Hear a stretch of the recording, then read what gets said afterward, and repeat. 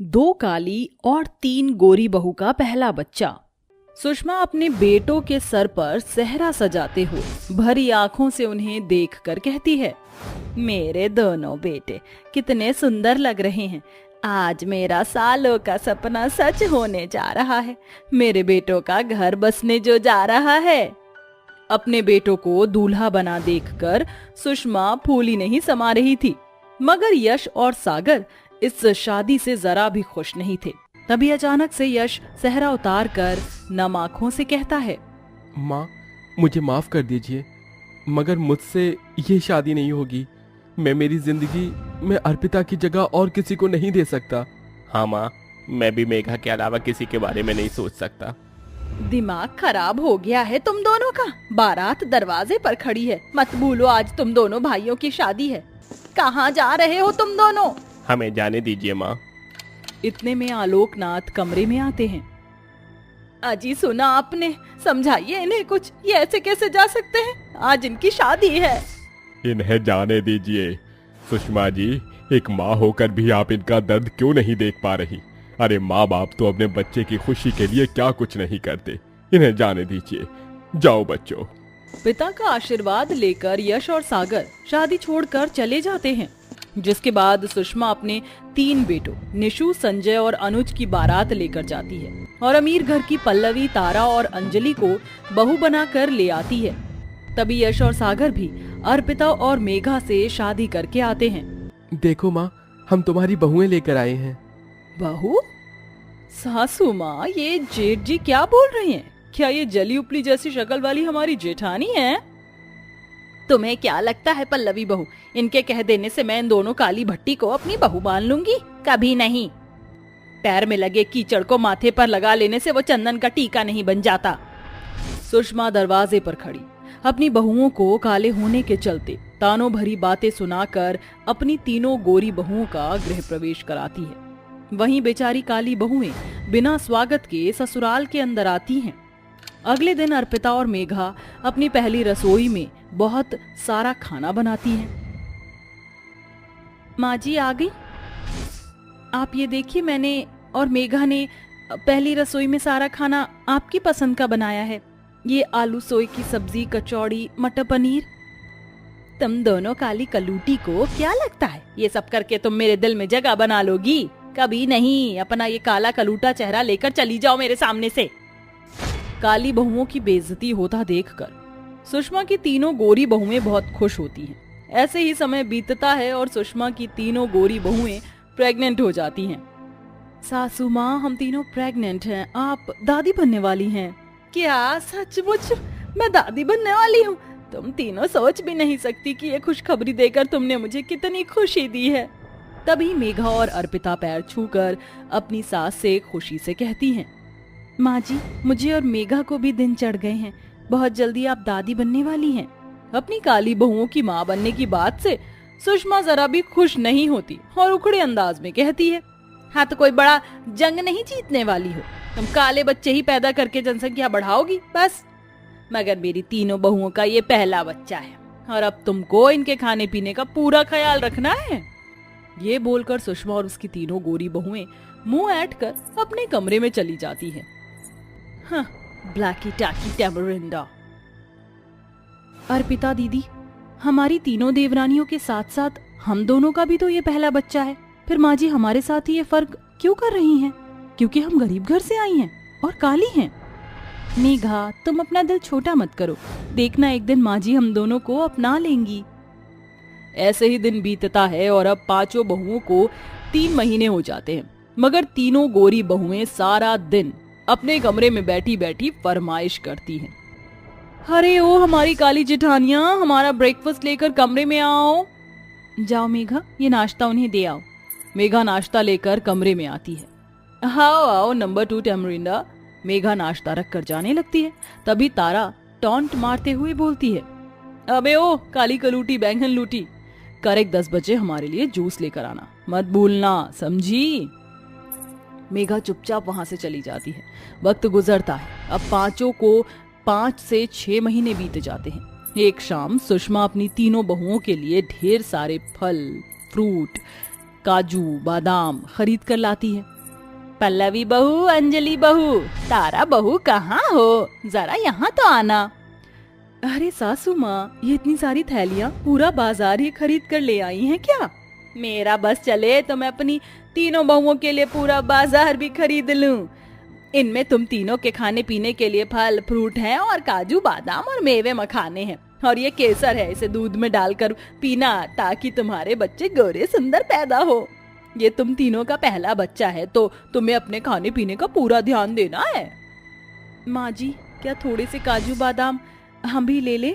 वो जैसे जैसे महीने बढ़ रहे हैं शरीर में बड़ी कमजोरी आ रही है।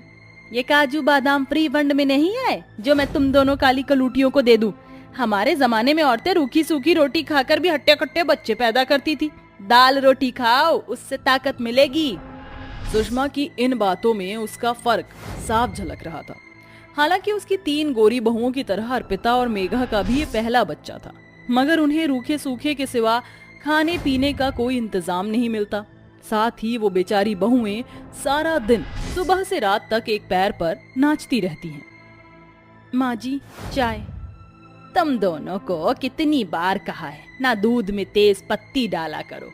मेरी तीनों बहुओं का ये पहला बच्चा है, उन्हें ताकत की जरूरत है। लग रहा है चाय में अपना काला रंग घोल दिया हो। हाँ। माफ कर दीजिए माँ जी, मैं आगे से ध्यान रखूंगी। माँ जी, आज शाम के खाने में क्या बनाना है बता दीजिए। सुषमा मेघा को चिढ़ाते हुए तीनों गोरी प्रेग्नेंट बहुओं से पूछती है। बताओ मेरी प्यारी गोरी बहुओं, तुम्हें क्या खाने का मन है? सासू माँ, मुझे कोफ्ते और रोटी खाना है, और मुझे कढ़ी चावल खाना है। मम्मी जी, मुझे तो अंडा कढ़ी और पुलाव खाने हैं। अंडे का नाम सुनते ही मेघा का जी मचलाने लगता है। माँ जी, ऐसी हालत में मुझसे और अर्पिता दीदी से अंडा कढ़ी नहीं बनेगा, उससे दुर्गंध आती है। सुना आपने सासू माँ, ये मेरा पहला बच्चा है और मुझे मेरे मनपसंद का खाना भी नहीं मिल सकता। ये कहते कहते तारा झूठ मूठ के रोने लगती है, जिस पर सुषमा भड़क कर कहती है, कान खोल कर सुन मेरी काली बहू, मेरी तारा बहू को अंडा कढ़ी खाने का मन है तो तू बनाएगी, समझी? सुषमा जबरदस्ती दोनों पर अपनी जिद थोप देती है। अंडा कढ़ी बनाते हुए अर्पिता मेघा को बहुत उल्टियां होती हैं और दोनों की तबीयत बिगड़ जाती है, मगर सुषमा को उसे रत्ती भर भी फर्क नहीं पड़ता। समय बीतता है। अब सुषमा की सभी बहुओं को 7 से 8 महीने हो जाते हैं। तभी एक दिन सुषमा के शरीर पर बहुत सारे दाने निकल आते हैं। डॉक्टर की जांच के बाद ये पता चलता है, देखिए, आपके सास के शरीर में एलर्जी हो गई है और आप पांचों ही प्रेग्नेंट हैं, इसलिए इनसे दूर रहिए और इनकी देखरेख के लिए एक नर्स रख लीजिए। ठीक है डॉक्टर साहब, शुक्रिया। नहीं बाबूजी, 5-5 बहुओं के रहते नर्स के सहारे हम सासू माँ को नहीं छोड़ेंगे। अरे चेहरे के साथ साथ तुम दोनों के दिमाग पर भी कालिक जम गई है क्या? सुना नहीं, डॉक्टर ने माँ जी से दूर रहने को कहा है। हम तीनों का ये पहला बच्चा है जिसके लिए हम पिछले 9 महीने से इंतजार कर रही हैं। हम अपने बच्चे को खतरे में नहीं डालना चाहते हैं। ये कहकर सुषमा की तीनों बहुएं वहां से चली जाती हैं, मगर अर्पिता और मेघा अपनी सास की सेवा बाड़ी करती हैं। अर्पिता बहू, मेघा बहू, दूर रहो मुझसे, वरना तुम्हारे बच्चों को कुछ हो ना जाए। हमारे बच्चों को कुछ नहीं होगा माँ जी, उनकी सुरक्षा भगवान के हाथों में है। हमसे हमारी सास की सेवा का मौका मत छीनिए माँ जी। अर्पिता और मेघा दिन रात अपनी सास की सेवा बाड़ी में लगी रहती। वहीं सुषमा की तीनों बहुएं कई दिनों तक अपने कमरे से बाहर भी नहीं निकलती। कुछ दिनों बाद सुषमा ठीक हो जाती है, तभी उसकी तीनों बहुएं परेशान होने का ढोंग करती हैं। मगर अब सुषमा की आंखें खुल चुकी थी। भगवान का शुक्र है सासू माँ, जो आप ठीक हो गई। हाँ सासू माँ, हम तीनों तो बस आपके ठीक होने की ही प्रार्थना कर रही थी। बंद करो तुम तीनों ये नाटक। अर्पिता बहू, मेघा बहू, तुम दोनों मुझे माफ कर दो। मैं हमेशा रंग रूप के चलते तुम्हारे साथ फर्क करती रही, मगर तुमने अपनी और अपने बच्चे की जिंदगी जोखिम में डालकर भी मेरी सेवा की। कहो तुम्हें मुझसे क्या चाहिए? अर्पिता और मेघा भराई आंखों से सुषमा से कहती हैं, माँ जी, बस जब हमारा बच्चा इस दुनिया में आए तो आप अपना प्यार भरा हाथ उनके सर पर रखकर उन्हें अपने आशीर्वाद देना, हमें और कुछ नहीं चाहिए। अर्पिता की ये बात उसकी गोरी देवरानियों की आंखों को नम कर देती है और अब सुषमा बिना किसी फर्क के बड़े ही धूमधाम से अपनी पांचों बहुओं के आने वाले पहले बच्चे की गोद भराई करती है। तो तू फिर हार गया। अब तो तेरे पास दांव पर लगाने के लिए कुछ भी नहीं है। मेरा घर है ना, मैं उसे दांव पर लगाता हूँ।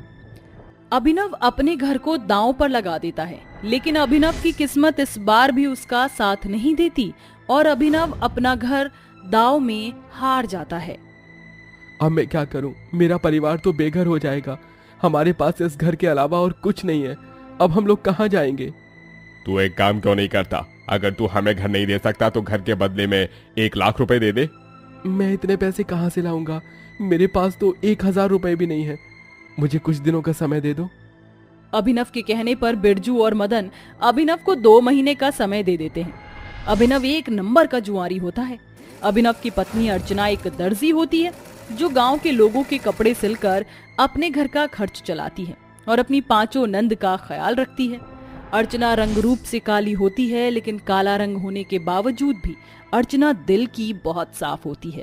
अर्चना, ये लो मेरी बेटी की शादी का कार्ड। तुम्हें और तुम्हारी 5 नंदों को मेरी बेटी की शादी में जरूर आना है। जी हम जरूर आएंगे। और ये लीजिए आपकी बेटी के कपड़े, मैंने ये सारे कपड़े सिल दिए हैं।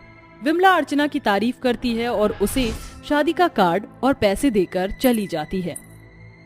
एक काम करती हूँ, इन पैसों से मैं शादी में जाने के लिए अपनी 5 नंदों के लिए कपड़े खरीद लेती हूँ। उनके पास शादी में जाने के लायक कोई कपड़े ही नहीं है। लेकिन ये 5 हैं कहाँ? सुबह से कहीं दिखाई नहीं दे रही हैं। लगता है ये 5 वहीं होंगी जहाँ मैं सोच रही हूँ। इतना कहकर अर्चना अपने घर के बाहर अपने आंगन में जाती है जहाँ उसकी 5 नंदे बैठी होती हैं। अर्चना की 5 नंदों को फूलों का बहुत शौक होता है, इसलिए उन्होंने अपने पूरे आंगन में हर जगह फूलों को उगा रखा था। अरे देखो, ये गुलाब का फूल कितना ज्यादा सुंदर लग रहा है। इन फूलों की खुशबू कितनी अच्छी है। ऐसा लग रहा है कि बस यहीं पर बैठी रहूं और इनकी खुशबू सूंघूं। इनकी जितनी अच्छी खुशबू तो और किसी चीज में आ ही नहीं सकती। दीप्ति, ज्योति, पूजा, मनीषा और निशा, तुम 5 को क्या पूरा दिन यहीं बैठना है? भाभी, आप जानती हो ना, ये फूल हमें कितने ज्यादा पसंद हैं। यहाँ से तो हमारा उठने का मन ही नहीं करता है। वो तो ठीक है, लेकिन अभी हम सबको बाजार जाना है। विमला काकी आई थी अपनी बेटी का शादी का कार्ड देने के लिए। अगले हफ्ते उनकी बेटी की शादी है, तो उसी के लिए मैं तुम सबके लिए कपड़े लेना चाहती हूँ। चलो अब जल्दी से तैयार हो जाओ, फिर हम सभी लोग बाजार चलते हैं। अर्चना की बात सुनकर अर्चना की 5 नंदे उठती हैं और जाकर तैयार हो जाती हैं। थोड़ी देर में भाभी और नंदे बाजार चली जाती हैं और कपड़े खरीदने लगती हैं कि तभी अर्चना की मुलाकात उसकी पड़ोसन कोमल से होती है। अरे अर्चना, तुम यहाँ, वो भी अपनी 5 नंदों के साथ? अरे वो विमला काकी की बेटी की शादी है तो उसी के लिए ही कपड़े खरीदने के लिए आए हैं। अच्छा, मुझे लगा कि कहीं तुम्हारी नंदों की सगाई होगी, इसीलिए तुम कपड़े खरीद रही हो। वैसे अर्चना, तुम्हारी 5 नंदों की अब शादी की उम्र हो गई है। कब तक इन्हें घर पर बिठा कर रखोगी? कहीं अच्छा लड़का नहीं मिल रहा था क्या? या कहीं ऐसा तो नहीं तुम्हारी नंदों में ही कोई खोट हो जो तुमने इतनी उम्र में भी अपनी 5 नंदों को घर पर बिठा रखा है? कोमल, ये कैसी बातें कर रही हो तुम? भूलो मत, ये मेरी नंद है और मैं अपनी नंदों के खिलाफ कुछ नहीं सुन सकती हूँ, समझी? मुझे मेरी नंदों के लिए अभी कोई अच्छा लड़का नहीं मिल रहा है। जब मिलेगा तो शादी का कार्ड सबसे पहले मैं तुम्हें ही देने आऊंगी, ठीक है? अर्चना की बात सुन कोमल का मुंह बन जाता है और वो वहां से चली जाती, जिसके बाद अर्चना भी अपने घर आ जाती है। अर्चना ये जानती थी कि कहीं ना कहीं कोमल की बात सही है। अर्चना ये समझ चुकी थी कि उसका पति अभिनव तो अपनी बहनों की शादी करवाने से रहा, इसलिए अब अर्चना ही अपनी 5 नंदों के लिए रिश्ता देखना शुरू करती है और अगले दिन होते ही मंदिर जाकर पंडित जी से इस बारे में बात करती है। कुछ ही दिनों में पंडित जी बहुत अच्छा रिश्ता लेकर आते हैं।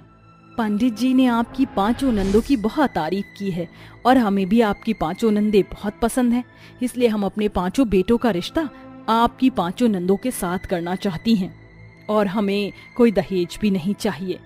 नीलम की बात सुन अर्चना बहुत खुश होती है और अर्चना भी इस रिश्ते के लिए हाँ कर देती है, जिसके बाद अब कुछ दिनों में अर्चना की 5 नंद की शादी की तैयारी शुरू हो जाती है।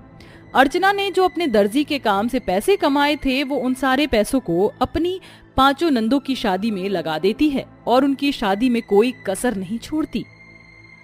अर्चना अपनी 5 नंदों की हल्दी, मेहंदी, संगीत खूब अच्छे से करती है। शादी के दिन अब सिर्फ 2 दिन रह जाते हैं।